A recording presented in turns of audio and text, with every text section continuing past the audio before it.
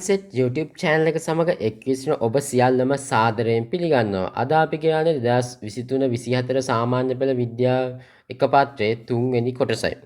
කලින් මම එක කොටසයි දෙක කොටසයි දෙකම කරලා තියෙන්නේ. ඒ පළවෙනි කොටස එකේ 1 ඉඳන් 10 වෙනි ප්‍රශ්න වෙනකන්, දෙවෙනි කොටස එකේ 10 වෙනි ප්‍රශ්න 11 වෙනි ප්‍රශ්නේ ඉඳන් 20 වෙනි ප්‍රශ්න වෙනකන් මේ කරන්නේ 21 ඉඳන් 30 වෙනකන් තමයි මේ කරන්නේ. මේ කරන්නේ විද්‍යාව එක පත්‍රයේ තමයි මේ කරන්නේ.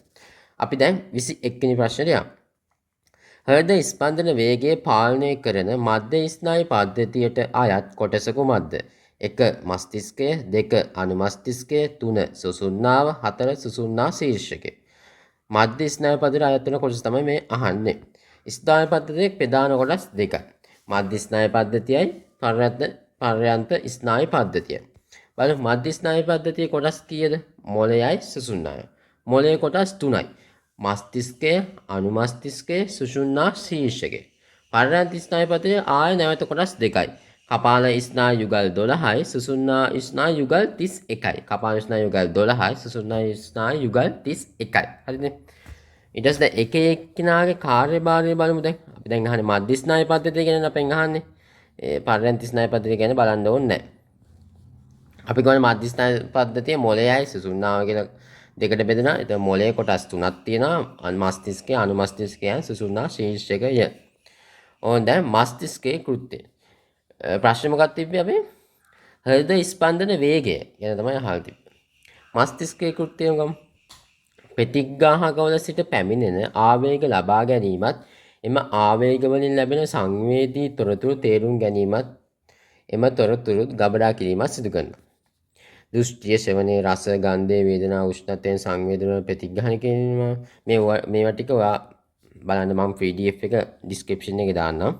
බලන්න අනුමස්තිෂ්කයේ කෘත්‍යය දේහ සමතුලිතතාවය පවත්වා ගන්නවා, ඉච්ඡානුගත පේශි ක්‍රියාකාරීත්වය පාලනය කරනවා, දේහ චලන නිසියාකාරව සිදු කිරීම දායක වෙනවා. සුසුම්නා ශීර්ෂකයේ මේ හෘද ස්පන්දන වේගය ප්‍රශ්නේ තිබ්බේ ගන්නේ හෘද ස්පන්දන වේගය පාලනය කරන මධ්‍ය ස්නායු පද්ධතියේ කොටසනේ. උත්තර වෙන්නේ සුසුම්නා ශීර්ෂකය. සසන වැනි අනිච්ඡානුක ක්‍රියා පාලනය කිරීම, වමනයේ කැස්ස, කිවිසුම් යාම, එක්කාව හා ගිලීම වැනි ප්‍රතික ක්‍රියා පාලනය කිරීම.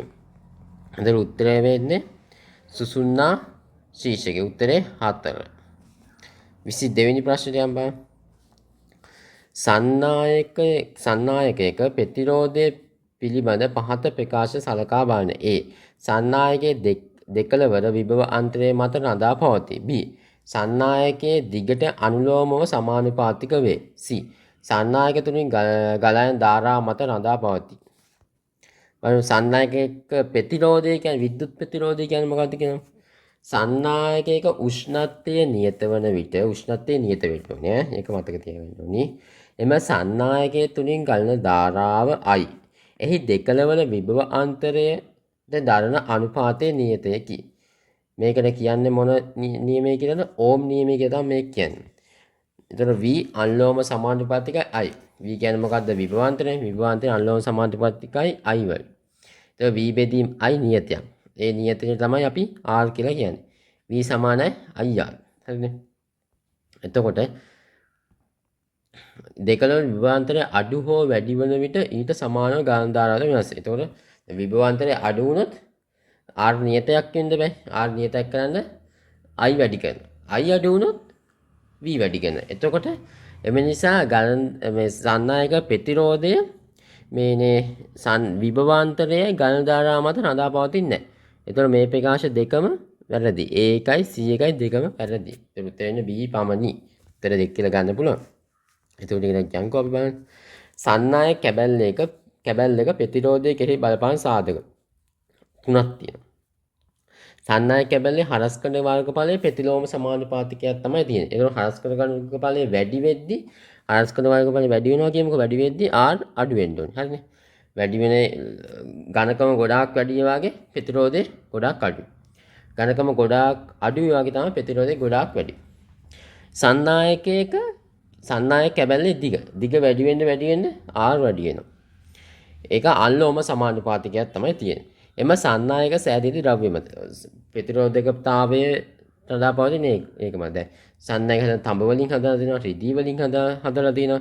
ඒ හදලා තිබිලා තියෙන ද්‍රව්‍ය මතද ප්‍රතිරෝධකතාව ප්‍රතිරෝධකතාවයේ ප්‍රතිරෝධය බලපානවා. ඒතර උත්තරේ එන්නේ දිගමත අනුලම්බ සමානුපාතිකත්වයේ තියෙන අනුව දැන් R වැඩි වෙද්දි එලුත් වැඩි වෙන්න ඕනේ. හැබැයි මේ වර්ගඵලයේ මත ප්‍රතිලෝම සමානුපාතිකයක් තමයි තියෙන්නේ. A වැඩි වෙනවා කියන්නේ වර්ගඵලයේ වැඩි වෙනවා කියන්නේ R අඩු වෙන්න ඕනේ. ඒතර උත්තරේ වෙන්නේ 2. 23 වෙනි ප්‍රශ්නයට යමු. කැල්සියම් කාබනේට් ග්‍රෑම් 10ක ඇති කැල්සියම් කාබනේට් මවුල ප්‍රමාණය කොපමණද? මෙහෙම එකක් තියෙනවනේ ඔයාලා දන්නවනේ මේක මවුල ගන්න සමානයි එම ද්‍රව්‍යයේ ස්කන්ධය බෙදීම මෞලික ස්කන්ධය. මෞලික ස්කන්ධයේ කැල්සියම් කාබනේට් එක කීයද? දීලා තියෙනවා මේ තියෙන්නේ 100යි. එතකොට මෞලික ස්කන්ධය එම ද්‍රව්‍යයක මෞලික ස්කන්ධයනේ මෞලික ස්කන්ධය කියන්නේ. එතකොට සාපේක්ෂ අනුගත 100යි. ඒ නිසා මෞලික ස්කන්ධයේ මවුලයට ග්‍රෑම් 100යි. දැන් n සමානයි සිම්පල් m බෙදීම කැපිටල් m. n සමානයි 10යි g බෙදීම 100යි g මෝල්. එතකොට n සමානයි 0.1යි මවුල. එතකොට බලන්න n 0.1යි. උත්තරේ 2. හරිනේ. හරි 24 බලන්න. කාබෝහයිඩ්‍රේට් පිළිබඳ නිවැරදි ප්‍රකාශය තෝරන්න. නිවැරදි ප්‍රකාශය තමයි අපෙන් අහන්නේ. නිවැරදි එක තමයි අපෙන් අහන්නේ. සීනම කාබෝහයිඩ්‍රේට් ජල ද්‍රාව්‍ය වේ. වැරදිනේ. සීනම කාබෝහයිඩ්‍රේට් ජල ද්‍රාව්‍ය වෙන්නේ නැහැ. කාබෝහයිඩ්‍රේට් පොලිසැකරයිඩ් ජල ද්‍රාව්‍යතාවයක් නැහැනේ. ඒකින්ද ඒක වැරදි ප්‍රකාශය. සීනම කාබෝහයිඩ්‍රේට් ස්ෆටික රූපී වේ. ඒකත් වැරදිනේ. සමහරව ස්ෆටික රූප කැට විදිහට නැහැනේ. ඔය පිස්ටේ එහෙම කැට විදිහට නෙවෙයි තියෙන්නේ. පිස්ටේ සෙලියුලෝස් ග්ලයිකෝජන් වගේ කැට විදිහට නෙවෙයි තියෙන්නේ. ඊට පස්සේ කාබෝහයිඩ්‍රේට් CH අතර අනුපාතය 1:2 වේ. ඒක අතරදී CH අතර අනුපාතය 1:2 වෙන්නේ නැහනේ. මෙතන කාබෝහයිඩ්‍රේට් ප්‍රධාන සංයුතය වන්නේ කාබන්, හයිඩ්‍රජන් සහ ඔක්සිජන්. හයිඩ්‍රජන් සහ ඔක්සිජන් අතර අනුපාතය තමයි 2:1. කාබනුයි ප්‍රශ්නේ කාබනු හයිඩ්‍රජන්. කාබනු හයිඩ්‍රජන් අතර අනුපාතය එහෙම වෙන්න බෑනේ. කාබනුයි හයිඩ්‍රජන් අනුපාතය 1:2 වෙන්න බෑ. ඒක වැරදි. හයිඩ්‍රජන් ඔක්සිජන් අනුපාතය තමයි 2:1ක් වෙන්නේ. මේක තමයි හරි වෙන්න ඕනේ. ඊට පස්සේ ග්ලූකෝස් යන කාබෝහයිඩ්‍රේට් තැනුම. ඒ කියන්නේ ග්ලූකෝස් කියන මොනොසැකරයිඩ්. මොනොසැකරයිඩ් තමයි කාබෝහයිඩ්‍රේට් තැනුම එක. ඒතර උත්තරේ වෙන්නේ 4. උත්තරේ 4. 24 4 උත්තරේ. ඊට පස්සේ අපි 25ට යමු. 25 මොකක්ද තියෙන්නේ? දකුණු පසින් දැක්වෙන A හා B ලෝහ දෙකකින් සෑදී ඇති දිව් ලෝහ පටියකි. මෙහි වැඩියෙන් ප්‍රසාරණ ලෝහයේ A වන අතර ඒ තමයි වැඩියෙන් ප්‍රසාරණය වෙන්නේ කියලා තමයි කියන්නේ. අඩුවෙන් ප්‍රසාරණ ලෝහ B වේ. දිවි ලෝහ පටියේ උෂ්ණත්වය වැඩි කරන විට එහි හැඩය වෙනස් වන්නේ පහත කුමන ආකාරයටද? ඒතර මේ කියන්නේ A ප්‍රසාරණය වෙනවා වැඩි B ප්‍රසාරණය වෙනවා අඩුයි කියලා තියෙනවා. එතකොට A වෙන්න ඕනේ A ගොඩක් දිග වෙන්න බෑ. A කියන එක ප්‍රසාරණ වැඩිනේ A දිග වෙන්න ඕනේ. එතකොට A වැඩිපුර දිග කියලා තියෙන්නේ මොකද? 4ද? උත්තරේ 4 වෙන්නේ. 26 ඝන ද්‍රව්‍යයකින් සාධනද වස්තුවක ද්‍රවයක ඉපිලීම සඳහා ඝන ද්‍රව්‍යයකින් සාධනද වස්තුවක් ද්‍රවයක ඉපිලීම සඳහා ඉපිලෙනවා කියන්නේ මොකද්ද? වස්තුවක් අර්ධ වශයෙන් හෝ සම්පූර්ණ වශයෙන් තල්ලය ඇතුළ ගිලිපවදන. ගිලිපවදන විට තමයි ඉපිලෙනවා කියන්නේ. ඒ වස්තුව යටටම ගිල්ල තින්න බෑ.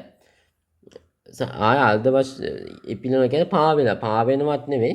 සාමාන්‍යයෙන් ගිල්ල තියෙන්න ඕනේ. අර්ධ වශයෙන් හෝ සම්පූර්ණ වශයෙන් ගිල්ල තියෙන්නත් ඕනේ. ඉපිලෙනවා කියන්නේ ඒක. ඉපිලෙන වස්තුවක තමයි අපි ආකිමිඩිස් නියමෙන් පාවිච්චි කරන ආකිමිඩිස් නියම පාවිච්චි කරන ඉපිලෙන වස්තුවක තමයි. ආකිමිඩිස් මූලධර්මය කියන්නේ මොකක්ද බලමු. වස්තුවක් තරලයක් තුළ අර්ධ වශයෙන් හෝ පූර්ණ වශයෙන් ගිලී ඇති විට එය මත ක්‍රියා කරන උඩුකුරු තෙරපුන වස්තුව මගින් විස්ථාපන තල්ල පරිමාවේ බර සමාන වේ. මොකද්ද මේ කියන්නේ? එය මත ක්‍රියා කරන උඩුකුරු තෙරපුම. හරි උඩුකුරු තෙරපුම සමාන වෙන විස්ථාපන තලයේ බරට. ස්කන්ධෙන් නෙවෙයි බරට සමාන වෙන්නේ. බරට සමාන වේ. එතකොට වස්තුවේ බර සමාන වෙන්න ඕනේ උඩුකුරු තෙරපුමට. උඩුකුරු තෙරපුම සමාන විස්ථාපන තල පරිමාවේ බරට. වස්තුවේ බර උඩුකුරු තෙරපුම සමාන වෙන්නේ මේක ඉපිලෙන විට විතරයි. ඉපිලීමේදී විතරයි තමයි මේක පාවිච්චි කරන්න ඕනේ. හරිනේ.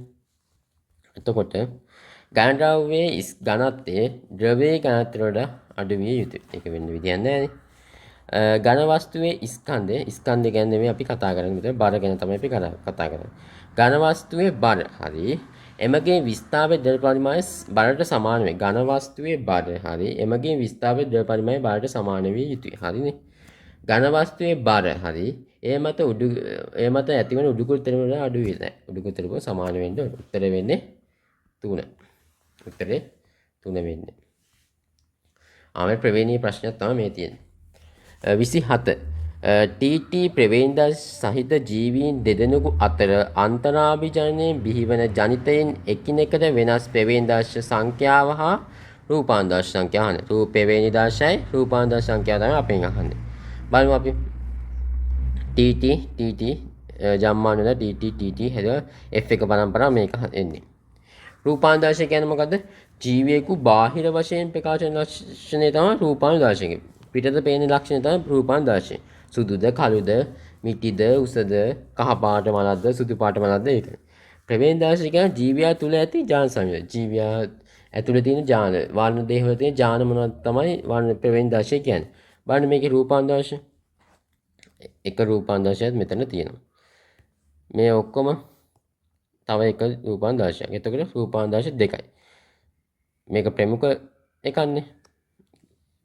නිලීන එකයි ප්‍රමුඛ. එතකොට ප්‍රමුඛ එකේ පැහැ තමයි ප්‍රමුඛ එකේ තමයි මේ එළියට බාහිර පරිසරය පෙන්වන්නේ. එතකොට මෙතන එකයි මෙතන නිලීන දෙකක් කියන නිලීන ලක්ෂණය තමයි පෙන්වන්නේ. මෙතන ප්‍රමුඛ ඥානයක් තියෙනවා නිලීන ඥානයක් තියෙනවා. එතකොට වඩා ප්‍රබල වන්නේ ප්‍රමුඛ ඥානය. ප්‍රමුඛ ඥානය වඩා ප්‍රබල හින්දා බාහිර පරිසරයේ ප්‍රමුඛ ලක්ෂණය තමයි පෙන්වන්නේ. එතකොට T එතකොට රූපාන්දාංශය 2යි. ප්‍රවේණිදාංශය ප්‍රවේණිදාංශය 1යි. ප්‍රවේණිදාංශය 1යි මේක 2යි මේකයි 3යි. එතකොට ප්‍රවේණිදාංශ කීයක් තියෙනවද? 3ක් තියෙනවා. රූපාන්දාංශ 2යි තියෙන්නේ. ප්‍රවේණිදාංශ 3 රූපාන්දාංශ 2යි. ප්‍රවේණිදාංශ කීයක් තිබ්බා? 3ක් තිබ්බා. රූපාන්දාංශ 2යි. උත්තරේ වෙන්නේ 2 වෙන්නේ ආන්සර් එක 2. හරි උත්තරේ 2. 28 වෙනි ප්‍රශ්න. සර්වසම ABC බල්බ 3ක් සහ R ප්‍රතිරෝධකයක් පරිපථයකට සම්බන්ධ කර ඇති ආකාර රූපේ දැක්වේ. ABC බල්බ වල දීප්තිය පිළිබඳ සම්බන්ධතාවය නිවැරදිව දැක්වෙන්නේ කුමන ප්‍රකාශනයේද කියලා අහනවා. ABC බල්බ 3ක් තියෙනවා R ප්‍රතිරෝධකයක් තියෙනවා පරිපථයකට සම්බන්ධ කරලා තියෙනවා. ABC දීප්තිය තමයි අහන්නේ. මොකද්ද? දීප්තිය ගැන තමයි අහන්නේ. වැඩිපුර ධාරාවක් ගන්න තැන වැඩිපුර දීප්තියක් තියෙන්නේ. හරිනේ. වැඩිපුර ධාරාවක් ගන්න තැන තමයි වැඩිපුර දීප්තියක් තියෙන්නේ. අපි ඉස්සෙල්ලා කතා කරා ඕම් නියමයට අනුව V සමානයි IR කියලා. කතා කරානේ. දැන් මෙතන තියෙන එකම බැටරියනේ තියෙන. එකම බැටරියක් හින්දා විභවාන්තරේ නියතයි. විභවාන්තරේ බල්බ තුනටම විභවාන්තරේ නියතයක් වෙන්න ඕනේ. එතන V නියතයක්. ප්‍රතිරෝධයත් එක්ක තමයි I වෙනස් වෙන්නේ. ඒතර ප්‍රතිරෝධය V නියතයක් කරගන්න නම් R වැඩි වෙනවා කියන්නේ ප්‍රතිරෝධය වැඩි වුණොත් I අඩු වෙන්න ඕනේ. ඒතර I අඩු වෙන්න බෑ. ඒතර ප්‍රතිරෝධය වැඩි වුණාම I අඩු වෙනවා. ඒතර වැඩිපුර ප්‍රතිරෝධයක් තියෙන එකෙන් තමයි දීප්තිය අඩුම වෙන්නේ. අඩුම ප්‍රතිරෝධයක් තියෙන එකෙන් තමයි දීප්තිය වැඩිම වෙන්නේ. අපි දැන් හොයමු. දැන් බල්බයක් කියන්නේ කුඩා ප්‍රතිරෝධයක් තියෙන එකක් තමයි බල්බයක් කියන්නේ උපකරණයක් තමයි කුඩා ප්‍රතිරෝධයක් තියෙන එකෙන් තමයි ශක්තිය හදන්නේ. බලන්න මේ පරිපථයේ මේ තියෙනවා. ඔන්න අපි ගලන ධාරාව I කියලා ගත්තා. A බල්බේ කරා ගලන IA. B බල්බේ කරන ධාරාව IB. ඔක්කොම එකතු වෙලා I තමයි එන්නේ. ඒතකොට RC වල I ධාරාවක් ගන්න. ඒතකොට දීප්තිය I මුළු ධාරාවනේ. ඒතකොට දීප්තිය වැඩිම වෙන්න ඕනේ 100ක තමයි දීප්තිය වැඩිම වෙන්න ඕනේ 100ක. එතකොට මේක වැරදි. මේක කොහොමද වැරදි? මේක වැරදි. මේ දෙකෙන් මේ දෙකෙන් එකක් තමයි එන්න පුළුවන්. ඊට පස්සේ C බල්බ් එක වැඩි. IA ධාරාව R දෙකක් තුලින් ගන්න බැවින් එහි ධාරාව සාපේක්ෂ IB ට වඩා අඩුයි. මේ බලන්න. මෙතන R දෙකක් තියෙනවා. R දෙකක් තියලා R වැඩි වුණා කියන්නේ මොකද්ද? I අඩු වෙනවා. IA කියන එක අඩු වෙන්න ඕනේ. බලන්න මෙතන තියෙන එක R එකයි. බල්බ් එකක් විතර. එතකොට වෙන්නේ IB ටිකක් අඩුයි. අයිට වඩා හැබැයි IA තරම් අඩු වෙන්නේ නැහැ.